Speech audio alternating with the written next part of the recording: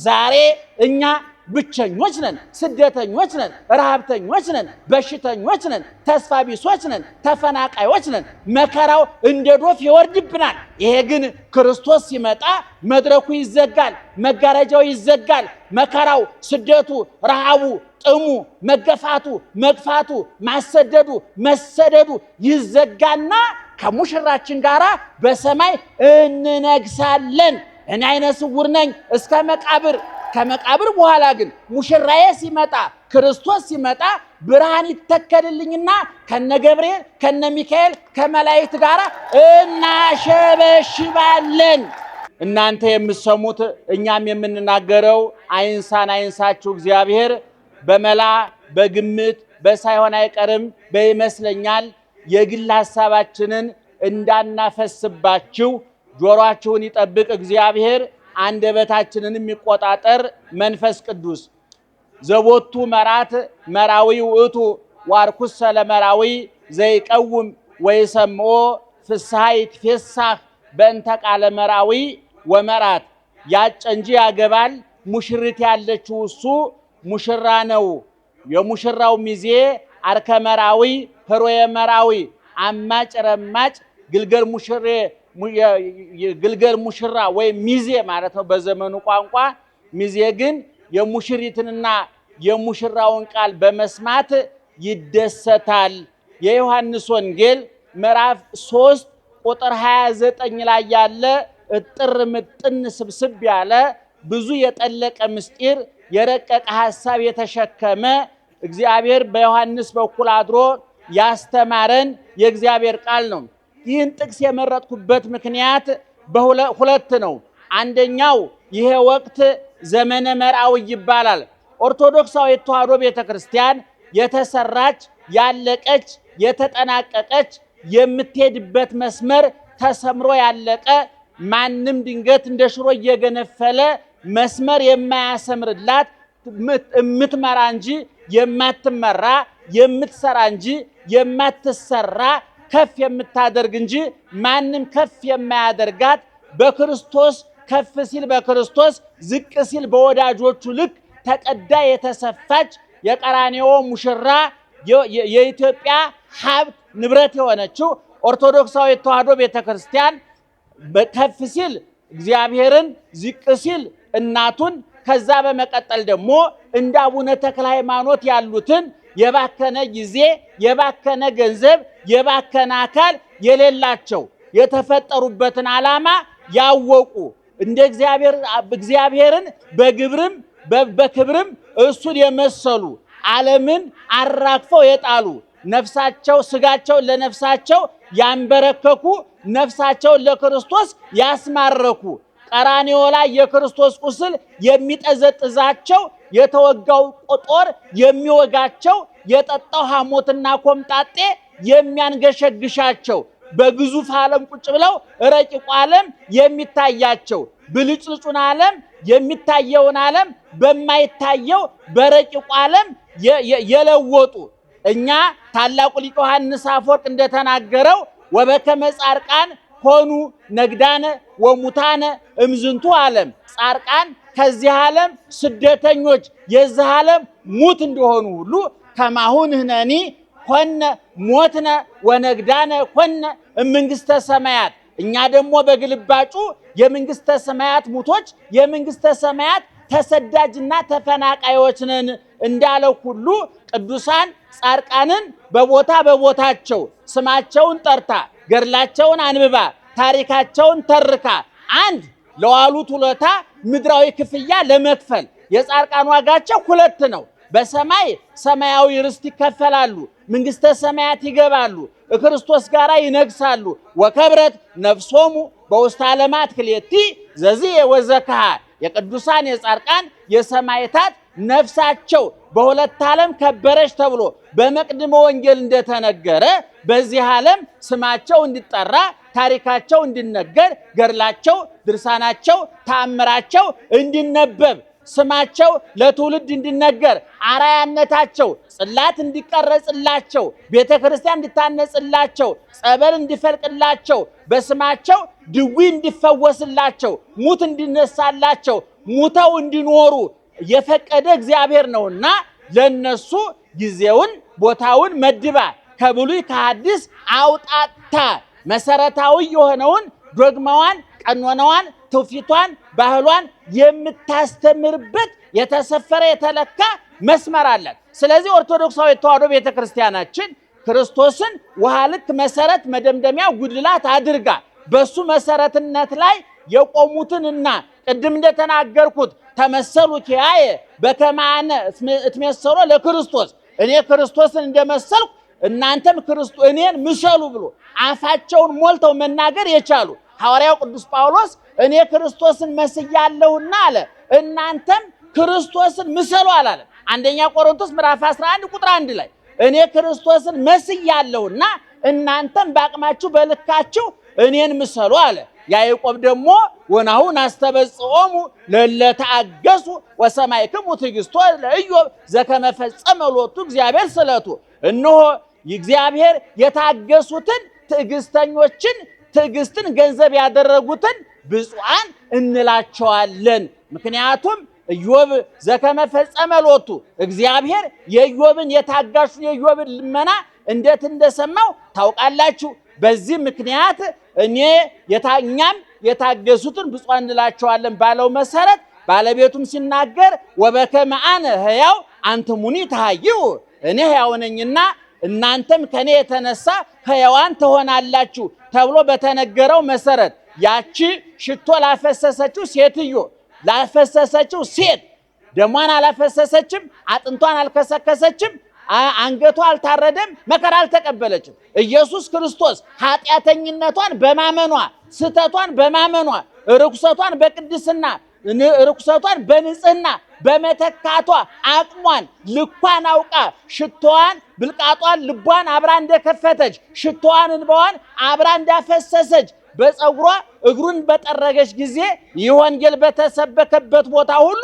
ስሟ ይነገርላታል ተብሎ በተነገረው መሰረት የጻድቃንን ስም እንጠራለን፣ የቅዱሳንን ስም እንጠራለን። ምክንያቱም ስማቸው የስራቸው ውጤት ስለሆነ የገድላቸው ውጤት ስለሆነ አቡነ ተክለ ሃይማኖት ዛሬ የነበሩበት ዘመን የዛሬ 800 900 ዓመት ገደማ ነው። 1000 ዓመት ሊሞላ ነው። ዛሬም ታሪካቸው ሐዲስ ነው፣ ስማቸው ትኩስ ነው፣ ገድላቸው ፈዋሽ ነው። ጸበላቸው ያነጻል፣ ተአምራቸው ድርሳና ገድላቸው ይጠግናል፣ የወደቀ ያነሳል፣ የተሰበረ ይጠግናል። ተስፋ ለቆረጠ ዓለም ለከዳው ገንዘብ ጤና ዘመድ ለከዳው ኃጢአት ተስፋ ላስቆረጠው ውዥንብሩ ውጣውረዱ ፈተናው እንደማይበል እንደጎርፍ ለሚንጠው ዓለም እነዚህ አባቶቻችን ጸንተው በርትተው በመገኘታቸው ትምህርት ናቸውና እነሱን እናስታውሳለን። በሌላ በኩል ደግሞ ይሄ ወቅት ቅድም እንደተናገርኩት በሶስት ስያሜ አለው። አንደኛ ዘመነ አስተርእዮ ይባላል። አስተራየ ማለት ደህና አደራችሁ አላችሁ አይደል? ይህ ወቅት ዘመነ አስተርእዮ ይባላል። ምን ማለት ነው? የመታየት ወቅት፣ የመገለጥ ወቅት። እግዚአብሔር ታየ፣ ተዳሰሰ፣ ተበላ፣ ተጠጣ። እግዚአብሔር የሚዳሰስ አካል ኖረው። በቤተልሔም ተወለደ፣ በናዝሬት አደገ፣ በዮርዳኖስ ተጠመቀ፣ በቀራንዮ ተሰቀለ፣ በጎልጎታ ተቀበረ፣ በቢታንያ አረገ ተብሎ ቦታ ተወሰነለት። 40 ዓመት 40 ቀን 12 ዓመት 30 ዓመት ሞላው ተብሎ ዘመን ተቆጠረለት። አዘነ፣ ተደሰተ፣ ጾመ፣ ተራበ ተብሎ ሁኔታ ተነገረለት። ከቦታ ከጊዜ ከሁኔታ ቁጥጥር ውጭ የነበረ እግዚአብሔር በቦታ የማይወሰን በጊዜ የማይወሰን በሁኔታ ውስጥ የማለፍ ግዴታ የሌለበት ባህሪያዊ ዘላለማዊነት ያለው እግዚአብሔር ለኛ ሲል ከልዕልና ወደታች ወርዶ ከድንግል ተወልዶ በጨርቅ ተጠቅሎ በበረት ተጥሎ ለኛ የሚነገሩት ቃላት ተነገሩለት። መራብ፣ መጠማት፣ መወሰን፣ መሰደድ፣ መገረፍ፣ መጾም፣ መጸለይ፣ መስገድ፣ መሞት፣ መገነዝ፣ መቀበር አዳማዊ ጠባይ ነበር። ሔዋናዊ ግብር ነበር። በእኛ ላይ የመጣ ፍዳና መከራ ነበር።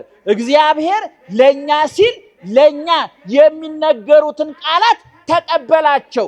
ሰማይና ምድርን የዘረጋ እግዚአብሔር በጠባብ በረት ተወለደ። ሰማይ ዙፋኑ ምድር የእግሩ መረገጫ የሆነለት እግዚአብሔር ትንንሽ እጆች ኖሩት፣ ትንንሽ እግሮች ኖሩት። ዳደ ብሎ አደገ። ወፍ የቆመች ብሎ መቆም ተለማመደ። በድንግል ማርያም ሰማይ ዙፋኑ የሆነለት እግዚአብሔር በድንግል ማርያም ጭን ላይ ተቀመጠ። በጀርባዋ ታዘለ። በፀሐይ አብስሎ በዝናብ አብቅሎ የሚመግብ እግዚአብሔር ከድንግል ማርያም ጡቶቿን ይዞ ጡት ጠባ። ድንግል ማርያም ሰማይን ምድርን የማይወስኑትን እግዚአብሔርን በማህፀኗ ወሰነችው። በጭኖ ላይ አስቀምጣ ጉንጮቹን ራሱን እየዳሰሰች ጉንጮቹን እየሳመች አይኑን እያየች በከንፈሩ ጡቶቿን ይዞ ወተት ጠባ እግዚአብሔር። ይሄ ለማንኛውም ሕፃን አይገርምም፣ ለእግዚአብሔር ግን ድንቅ ነው፣ ተአምር ነው። ይሄ ይደነቃል እንጂ አይተረክም፣ ይረቀቅበታል እንጂ አይራቀቁበትም፣ ይመረመሩበታል እንጂ አይመረመርም። ይሄ ምእመናን ይሄን በደንብ ልታጤሩን ይገባል። ኦርቶዶክሳዊ ተዋሕዶ ቤተክርስቲያን ተዋህዶ የሚለው ምትክ የሌለው ይሄን ለማብራራት ሌሎችን ግሶች ልናስገባበት የማንችለው እምናምነው እንጂ የማንመረምረው የምንረቅበት እንጂ የማንራቀቅበት የምንመረመርበት እንጂ የማንመራመርበት ከኛ ሕሊና ከኛ አቅም በላይ የሆነ እመኑት እንጂ ይግባችሁ ያልተባል። እኔ ብዙ ሰው መጽሐፍ ቅዱስ አልገባኝ ብሎ ሲጨነቅ ለምን ይገባል? ምን ያደርግልሃል? አባቶቻችን ገባቸው ማለት ኖሩት ማለት ነው። እነ ኢየሉጣ እነ ቂርቆስ እኮ የሐዲስ ኪዳን መጻሕፍት በጥቅሉ መጽሐፍ ቅዱስ የዚህ አይነት ቅርጽ ሳይኖረው ነው ቅዱሳን የሆኑት። አብርሃም መጽሐፍ አልጻፈም፣ ተማረም ተብሎ አልተጻፈለትም። ራሱ መጽሐፍ ነው፣ ይጠቀሳል። ሳራ መጽሐፍ ናት፣ ትጠቀሳለች። ርብቃ፣ ይስሐቅ መጻሕፍት ናቸው። ስለዚህ እንደዚህ አይነቶቹን ዓለምን አራግፈው የተዉትን እኛን ያሳፈረንን ዓለም ያሳፈሩትን እኛን ያንበረከከንን ዓለም ያንበረከኩትን ቅዱሳን ቤተክርስቲያን ታከብራለች። ስለዚህ ይሄ ወቅት ምን ይባላል ብያቸዋለሁ? ዘመነ አስተርእዮ ይባላል። ሁለተኛው ደግሞ ዘመነ መርዓዊ ይባላል። ምን ይባላል? እስኪ ጮክ በሉ እስቲ። አረ ድገሙት። ዘመነ መርዓዊ ተመርዓወ ተሞሸረ ማለት ነው። መርዓዊ ማለት የወንዱ ሙሽራ ነው። መርዓት ማለት ደግሞ ሴቷ ሙሽራ ናት። ኢየሱስ ክርስቶስ ሙሽራ ይባላል። የት ነው የተሞሸረው? በመጀመሪያ በድንግል ማርያም ማህፀን። ማንና ማን ለመሞሸር? ስንት ሰው ያስፈልጋል ለመሞሸር? አረ ንገሩኝ። ስንት ሰው ያስፈልጋል? ምንና ምን? ወንድና ሴት። ወንድና ሴት የሚጋቡት ዘመዳሞች ናቸው ወይ? አይደሉም። በደንብ አጢኑ ምእመናን። ኢየሱስ ክርስቶስ ሙሽራችን ነው። የት ነው የተሞሸረው ሲባል በድንግል ማርያም ማህፀን። ማንና ማን ተሞሸሩ? ረቂቅ መለኮትና ግዙፍ ስጋ፣ ሕያው መለኮትና ሟች ስጋ፣ ዘላለማዊ መለኮትና ጊዜያዊ ስጋ፣ የማይወሰን መለኮትና ውሱን ስጋ፣ ምድርና ሰማይ የማይወስኑት መለኮትና በቦታ በጊዜ በሁኔታ የሚወሰነው ስጋ ተዋሃዱ። ዘመድ ለዘመድ ይጋባል ወይ? አይጋባም። ባይድ ለባይድ ተጋብቶ የሚወለዱት ልጆች ግን ባይድ ናቸው ወይ? አይደሉም። ባይድ መለኮት ባይድ ነው፣ ስጋ ባይድ ነው። በዘር ቢቆጠር የመለኮትና የስጋን ዘር የሚያገናኘው ነገር የለም። በድንግል ማርያም ማህፀን ግን ባይድ መለኮትና ባይድ ስጋ ተዋህደው ዘመዳችን በለቢሰ ስጋ ኮነነ ዘመደ፣ የኛ ዘመድ የሆነ አካላችንን የነሳ ነፍሳችንን የነሳ የበላ ነው የጠጣ ነው በቁሱ የተፈወስንበት መራራ ጠጥቶ ጣፋጭ አጠጣን ተራቅቶ ያለበሰን በጦር ተወግቶ ከተወጋንበት የኃጢአት ጦር የገላገለን የተዘጋውን ገነት ያጣነውን ልጅነት የተዋረድንበትን ፍዳና መከራ በደሙ በቁሱ ያነጻው ኢየሱስ ክርስቶስ ተወለደ። ስለዚህ ክርስቶስ ምን ይባላል? ሙሽራ ይባላል። ማንና ማን ተሞሸሩ አልኳችሁ? ድገሙት። ማንና ማን ተሞሸሩ አልኳችሁ? ድገሙት። ማንና ማን ተሞሸሩ? አይደለም እኔ እልልታውን አይደለም ድገሙት ያልኳችሁ። ክርስቶስ ምን ይባላል? ድገሙት። ሙሽራ ለመባል ምን ያስፈልጋል? ሙሽሪት ታስፈልጋለች አይደለም? ራሱ ሙሽሪትና ሙሽራው ባይድና ባይድ በሰርግ ቤት ይሞሸራሉ፣ በጫጉላ ይሞሸራሉ። ይገርማቸዋል። በብሉይ ኪዳን እግዚአብሔር እንዲህ ተብሏል። በትንቢተ ኢሳይያስ ምዕራፍ 54 ቁጥር 5 ላይ ፈጣሪሽ ባልሽ ነው ተብሏል። እግዚአብሔር ባል ይባላል። ይሄ በዝርክርኩ ባል እያልኳቸው አይደለም። ይሄ እየሰከረ እየገባ የወር ወጪ ሲጠየቅ ጡጦ እንደተነጠቀ ሕፃን የሚያጉረመርመው የትም እየተንዘላዘለ እያመሸ ማታ የሚገባው ባል እንኳን ለክርስቶስ ለገብረ ክርስቶስ ምሳሌ ይሆን፣ ለእግዚአብሔር ምሳሌ ይሆን። እግዚአብሔር ባል ነው የተባለው እንደ አብርሃም አይነቱ ባል ነው። አብርሃም ሚስቱ ሳራ መካን ነበረች። ምዕመናን የዛሬ 4000 ዓመት መካን በመባል መከራ ነበር፣ እርግማን ነበር የሚባለው። ዛሬ እግዚአብሔር ይመስገን መካንነት እርግማን አይደለም፣ ከታወቀበት በረከት ነው። በቀደም በቴሌቪዥን ሰምታችሁ ከሆነ ተናግሬያለሁ። መውለድ ከእንስሳት ጋር እንጂ የሚያመሳስለን ከመላእክት ጋር አይደለም። ልጅ ያጣችሁ ሰዎች እንዳይገርማችሁ እንዳይደንቃችሁ፣ እኛ እንደወለድነው ከብቶቹም ተዋልደዋል፣ በጎቹ ተራብተዋል፣ አይጥና ድመትም ይወልዳል። ቁም ነገር እንዳይመስላችሁ። ዋናው ከእግዚአብሔር ተወለዱ፣ እናንተ ክበሩ፣ ግን ገነት መንግስተ ሰማያትን አትጡ እንጂ ልጅን የሚተካ እግዚአብሔር ከእናንተ ጋር ነው። ልጅን የሚተካ ኢየሱስ ክርስቶስ በቤታችሁ ነው። እና በብሉይ ኪዳን እግዚአብሔር ባል ይባላል፣ እስራኤላውያን ደግሞ ሚስት ይባላሉ።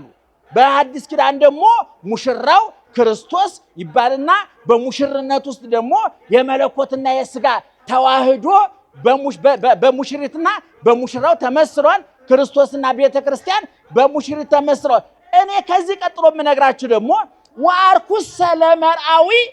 እሺ በሰርግ ቤት ስንት ታዳሚዎች አሉ? ደህና ዋላችሁ? ስንት ታዳሚዎች አሉ? ሙሽሪትና ሙሽራው አሉ። ቀጥሎስ? ይህን የነገረ ሰው በእውነት በኋላ እሸልማለሁ።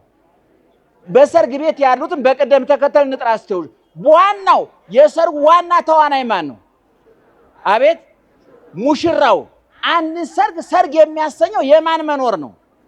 የሙሽራው መኖር ነው። በተለይ የኛ ዘመን እውነቱን ለመናገር እንደው እዚህ ውስጥ ሀብት አለን ብላችሁ የምትአምኑ ሰዎች ካላችሁ፣ ለነገሩ በዚህ ዘመን ሀብት አለ ብሎ ማመን የጥናት ጉድለት እንጂ ሀብታም የለም። ግን አለን ብላችሁ ካመናችሁ ግን እኔ የጥሎሹ ይህን ሰሞን በሬዲዮ በቴሌቪዥን በቲክቶክ በዩቲዩብ የሚተላለፉ የጥሎሽ አይነቶች እውነቱን ለመናገር የእነሱን ተስፋ ኑሮ አለምልመው የእኛን ተስፋ ያጨልማሉ።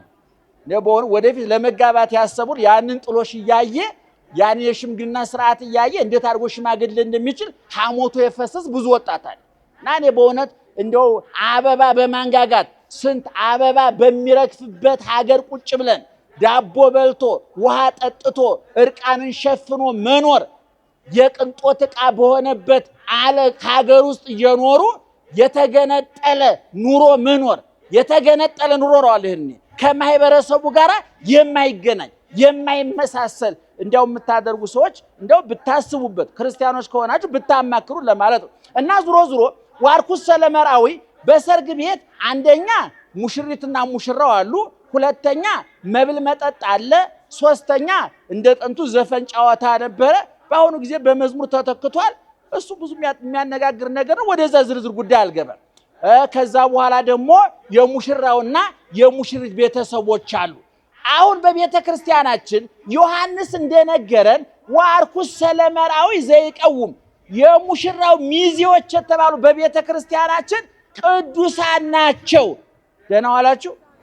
ቅዱስ አርከ መርአዊ ዮሐንስ መጥምቅ ክርስቶስ ሙሽራ ተባለና ዮሐንስ መጥምቅ ምን ተባለ? ሚዜ ተባለ። በዮሐንስ መጥምቅ ውክልና ደግሞ ጻድቃን፣ ሰማዕታት፣ ቅዱሳን የማን ሚዜዎች ናቸው? የክርስቶስ።